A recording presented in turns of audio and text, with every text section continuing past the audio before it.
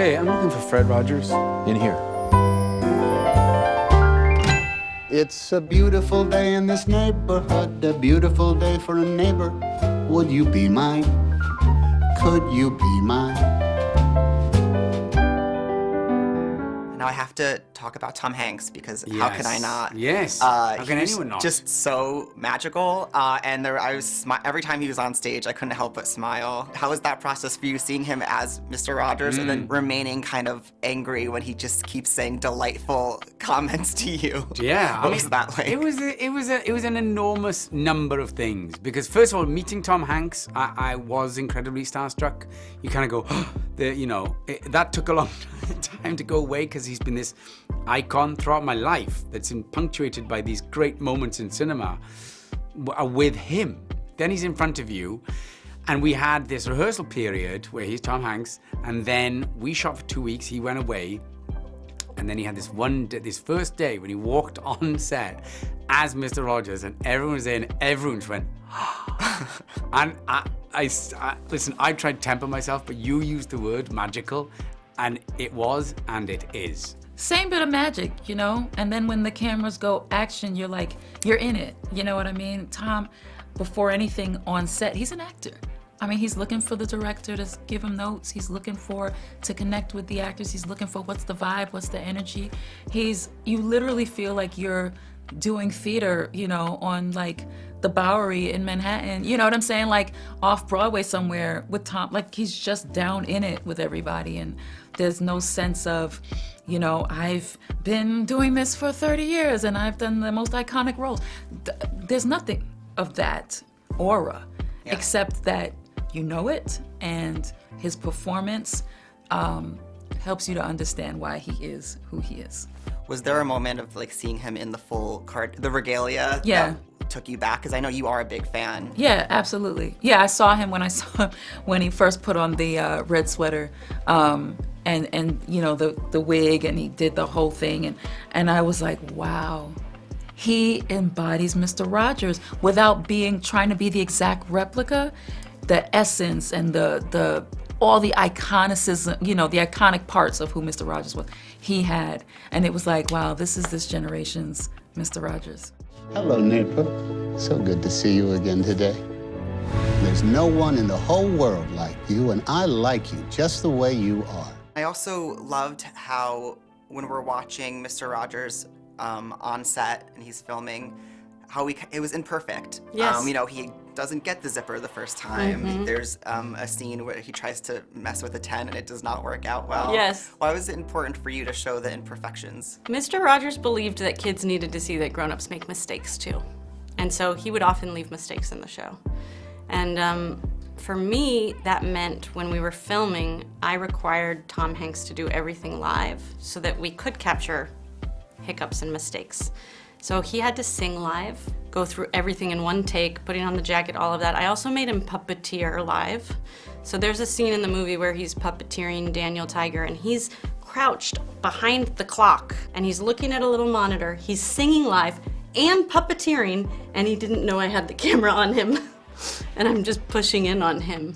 But he's so focused on what he's doing.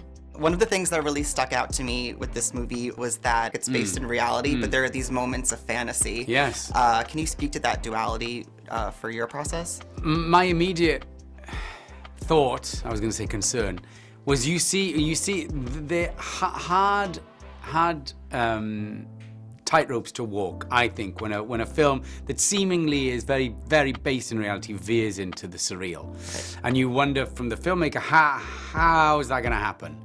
And Marielle Heller was rigid in her vision. This is exactly what it'll be, and this is why.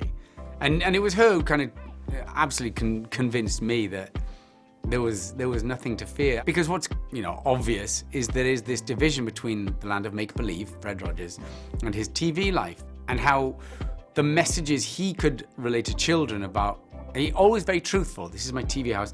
This is the land of make-believe. But in the journey to the land of make-believe, what great truths or lessons he could relate to children. I think the same happens to Lloyd. Yeah, you know, the thing about Mr. Rogers' show was it was also set in reality, but it had a lot of magic that happened in the show, and we kind of used his program as our jumping off point for how we wanted this movie to not have to be stuck necessarily in the linear, totally realistic way of telling a story. You know, we all got into making movies probably because we wanted to play and have fun, and Mr. Rogers reminds us to get in touch with that part of ourselves. So I pushed myself as I made this movie to not be stuck into the sort of boring ways of making movies, if that makes sense. You okay? Profiling Mr. Rogers. Boyd, please don't ruin my childhood. This movie is also interesting because especially with your character, there's dealing with a lot of really heavy issues, but this is such a joyous movie-going experience. Did that factor into your process, that duality? To a degree, I tend to get kind of bogged down into what is the singular journey of this character. I mean, certainly Offset, there was a lot of joy. You know, Mari was very specific about the mood she wanted to set, and even on our call sheets every day we get a Fred Rogers quote of how we should conduct yourself during the day, and I really became struck by them, how kind of prophetic and profound they were, that he was this true philosopher of his age, let alone children's entertainer. So yes, the seriousness of the work was certainly coupled by a joy that was behind the camera. This movie is so much about kindness and forgiveness. Why do you think those are messages that we need right now? I do think it's about forgiveness. You know, everyone is focusing on the kindness, but it is also about the tough work of forgiveness, which is hard, right? Yeah. I don't know. I think we do. We're all having a collective experience as a group of people that we need more listening and more kindness and more forgiveness in this moment in time. I do. You know, I think we're all very aware of the slightly, vitriolic society worldwide, I think globally, it's seemingly at this time. And Fred's message was very simple, and something I think from an incredibly early age you understand. It's lost somewhere along the way as pessimism and cynicism become the new potent currency of our time. And it's the braver man who, I think, at this time, who is kind over cynical. Hey, Mr. Rogers! It's a beautiful day in the neighborhood, a beautiful day for a neighbor. Please won't you be my neighbor? That was wonderful.